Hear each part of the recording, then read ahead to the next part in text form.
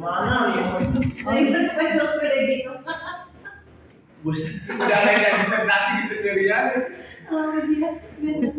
Pulpennya pulpen aja nih. Sudah kontak gitu. Subhanallah. Ya Allah, bagian gua gini amat. Channel video.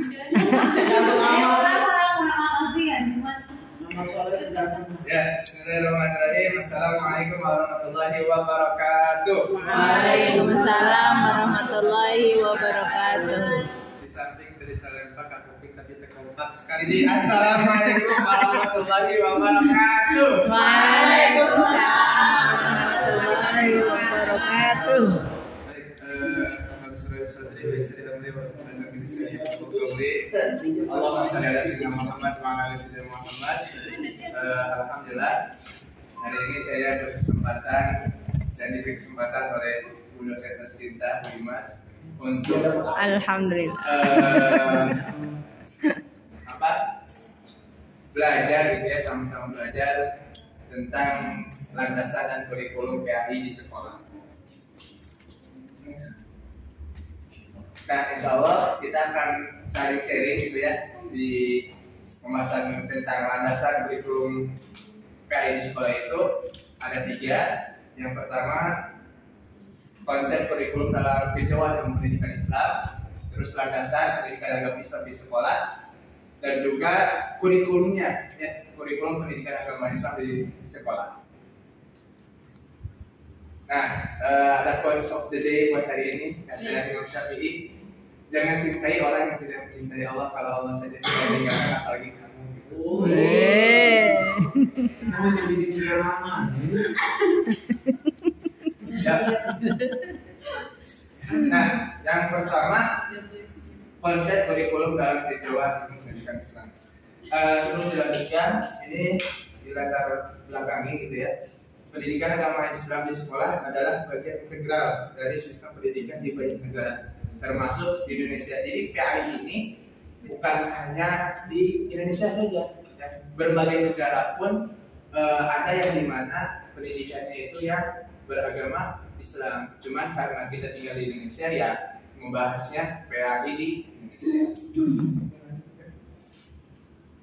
Nah, konsep kurikulum dalam kehidupan pendidikan Islam yang saya dapatkan itu ada 4. Yang pertama, fitrah manusia. Ini saya mengutip dari Abdurrahman An-Nahlawi dan Mudianto, ya. Tidak tertera di PPT, ada di makalah, bisa dicek nanti sama rekan-rekan.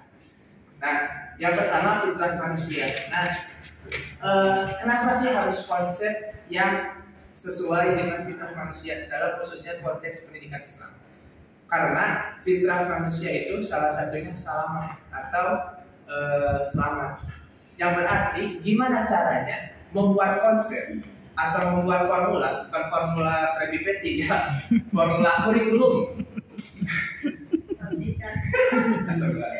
Nah, racikan gitu kan, yang dimana itu harus membuat para peserta didiknya itu salamah atau selamat. Selamat dari apa? Tidak lain tidak bukan adalah kebodohan, bukan banjir apalagi longsor. Terus yang kedua, kepribadian muslim. Kurikulum yang disusun hendaknya diarahkan untuk mencapai tujuan akhir dari pendidikan Islam, yaitu terwujudnya manusia berkepribadian muslim, atau bahasa Arabnya nanti mohon dikoreksi para suhu, yakni syakhsiyah Islamiyah atau berkepribadian Islam.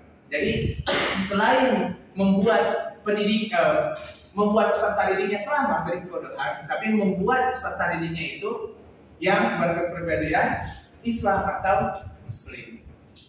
Dan yang ketiga, periodisasi perkembangan peserta didik. Nah, ini maksudnya apa? Maksudnya itu ada ciri atau menyesuaikan dengan periodisasi, yaitu yang berdasarkan usia, berdasarkan lingkungan, berdasarkan kebutuhan, berdasarkan jenis kelamin, gitu, dan sebagainya. Pokoknya menyesuaikan dengan periode-periode yang tadi saya sebutkan, gitu. Nah, selanjutnya yang terakhir, itu mempertimbangkan kebutuhan umat Islam. Nah,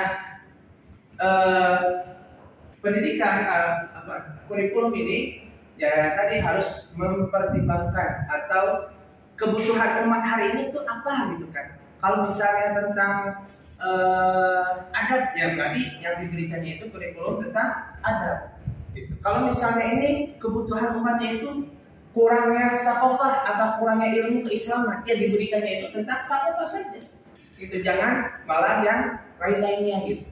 Hanya satu titik yang dimana memang sangat-sangat dibutuhkan oleh umat Islam. Next. Dan selanjutnya pola hidup yang Islam dan situasi dan kondisi. Nah, ini mungkin ada keterkaitan yang tadi mempertimbangkan kebutuhan, yang dimana bukan hanya perilakunya yang Islami, tetapi pola hidupnya dia juga Islami. Gitu. Nah, ini harus menjadi konsep kurikulum dalam PNI. Nah, selanjutnya kurikulum yang komprehensif, yang artinya mencakup seluruh aspek, mau itu jasmani, akal maupun rohani. Yang kedelapan, kurikulum yang dibangun di atas prinsip kontinuitas. Apa itu kontinuitas? Yang memiliki berkesinambungan, saling menyambung menjadi satu gitu kan. Saling menyambung antara vertikal atau horizontal. Maksudnya itu antara manusia dan antara roh itu harus nyambung. Gitu kan? Karena apa? Karena kita membahas kurikulum dalam pandangan Islam gitu, dalam pendidikan Islam. Tarbiyatul Islamiyah. Selanjutnya kurikulum kan yang tadi konsep. Sekarang kurikulum pendidikan agama Islam di sekolah. Nah, apa sih fungsi kurikulum bagi sekolah?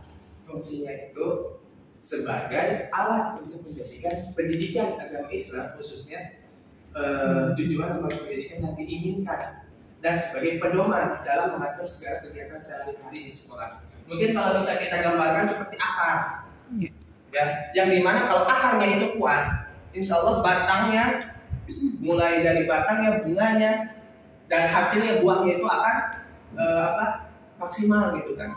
Tapi kalau misalnya akar yang kurang kuat, ya di atasnya pun akan begitulah, ya akan nggak akan maksimal gitu. Ya sama halnya fungsi kurikulum bagi sekolah, ya khususnya dalam pendidikan Islam itu menjadi pedoman dalam mengatur segala kegiatan sehari-hari sekolah atau meriayah sekolah. Next. Nah, adapun tujuannya yaitu mengatakan peserta didik menjadi manusia yang unggul dan beriman dan bertakwa, berakhlak mulia, berperbedaan, menganalisa ilmu pengetahuan dan teknologi, serta mampu mengaktualisasikan diri dalam kehidupan bermasyarakat, berbangsa dan bernegara. Itu termasuk juga dalam visi dan misi sekolah. Insya Allah ya kita sama-sama paham dalam hal itu. Selanjutnya, landasan pendidikan agama Islam di sekolah. Nah, landasan pendidikan agama Islam di sekolah itu ada 3. Ya, yang pertama landasan religius. Apa landasan religius ya? Memiliki didasari dengan dalil. Beda ya dalil sama dalil gitu. Ada yang tahu kalau dalil apa dalil? Hujjah kayak Quran, hadis, bukti. Ya kalau dalil alasan alibi gitu. Jangan gitulah. Aku lagi presentasi loh, ya Allah. Bercanda. Nah, Al-Quran dan hadis adalah sebagai sumber dan ajaran Islam yang original, ya tidak KW-KW. Banyak ayat dari Al-Quran dan Al-Hadis secara langsung maupun tidak langsung yang berbicara tentang kewajiban umat Islam melaksanakan pendidikan, khususnya pendidikan Islam. Kalau di Quran itu surat Al-Imran ayat 104. Kalau hadisnya mungkin yang familiar ya, talabul ilmi faridatun ala kulli muslimin wa muslimat. Kata tun itu kalau masalah itu penekanan. Jadi kalau tidak salah namanya itu sangat-sangat diwajibkan gitu kan. Nah, itu landasan religius. Nah, landasan historis atau landasan sejarahnya. Karena kalau kita berbicara di Indonesia pasti memiliki landasan sejarahnya. Gitu. Apa landasan sejarahnya? Yakni ketika pemerintah Sejahdir menyetujui pendidikan Kementerian Agama yang sekarang menjadi Departemen Agama pada 3 Januari 1946. Elit Muslim menempatkan agenda pendidikan menjadi salah satu agenda utama Kementerian Agama selain urusan haji, peradilan, dan penerangan. Jadi landasan historisnya itu ya dengan adanya pemerintahan Sejahil gitu ya, menyetujui pendirian Kementerian Agama. Kalau yang sekarang menjadi Departemen Agama. Itu mungkin ya singkatnya. Nanti lebih lengkapnya bisa cekidot di makalah.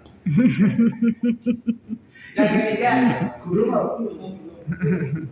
Ya, lalu landasan yuridis. Yuridis. Ya jangan biar fresh gitu kan. Apa tahu kalian? Iya, Mas. Ya, landasan yuridis atau perundang-undangan. Nah, semangat keagamaan setelah bangsa Indonesia merdeka dari penjajahan tercermin dalam batang tubuh Undang-Undang Dasar 1945 dalam alinea ketiga dari dan keempat. Ayo, siapa yang hafal? Diberi hadiah langsung ke Yunan dulu. Apa? Kemudian dari Searching, ayo. Searching ah. Dan sila pertama falsafah negara Republik Indonesia atau Pancasila yaitu ketuhanan yang Maha Esa. Yang Maha Esa berdasarkan konstitusional terdapat dalam Undang-Undang Dasar 1945 bab 9 pasal 29 ayat 1 dan 2. Nah, jadi singkatnya itu kalau di landasan yuridis intinya yang pertama di dasar negara di Pancasila yang pertama ketuhanan yang Maha Esa, dan juga ada di Batang Undang-Undang Dasar 1945 dalam alinea keempat, alinea ketiga dan keempat. Tuh ya singkatnya. Dan terakhir, next.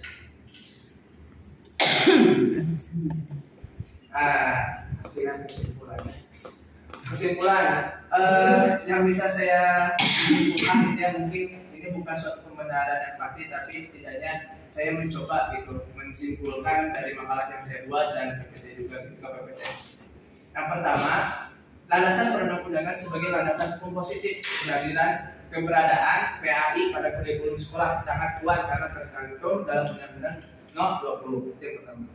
Yang kedua, landasan kurikulum PAI di sekolah antara lain selain yang tadi ya, ini ada juga landasan agama, filsafat, psikologi belajar, sosio budaya, dan perkembangan ilmu pengetahuan dan teknologi. Yang ketiga, kurikulum PAI di sekolah itu bertujuan untuk mencetak insan yang berbudi pekerti dan baik, serta juga kan tadi menciptakan peserta didik itu yang bersaksiat Islamiyah atau berkepribadian Muslim, dan juga menjadikan pola hidupnya juga yang Islami.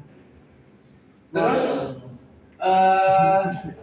dalam pengembangan kurikulum PAI diperlukan landasan atau asas yang kuat melalui pemikiran dan perenungan yang mendalam. Sama kayak tadi kan kayak di fungsi kalau tidak salah ya, itu diibaratkan oleh saya itu sebagaimana akar. Kalau kurikulumnya tidak kuat atau tidak bisa mengatur di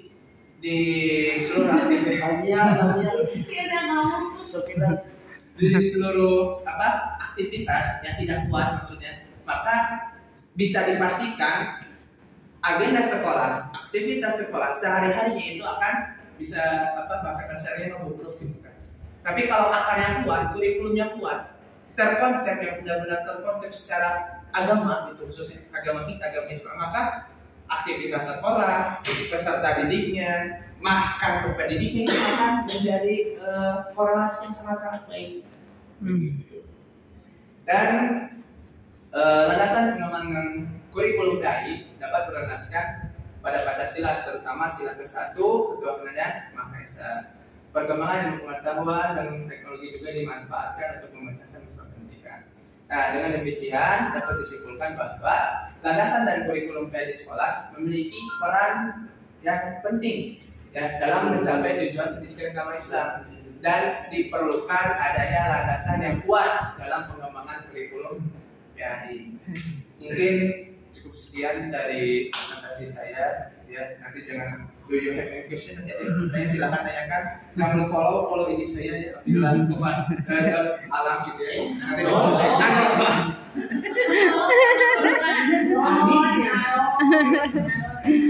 nanti dan ya, maaf apabila ada salah kata karena seluruh kesalahan dan kehilafan dalam diri saya, kebenaran hakikatnya datang dari Allah Subhanahu wa taala. Masya Allah. Wabillahi hidayah. Assalamualaikum warahmatullahi wabarakatuh. Waalaikumsalam warahmatullahi wabarakatuh.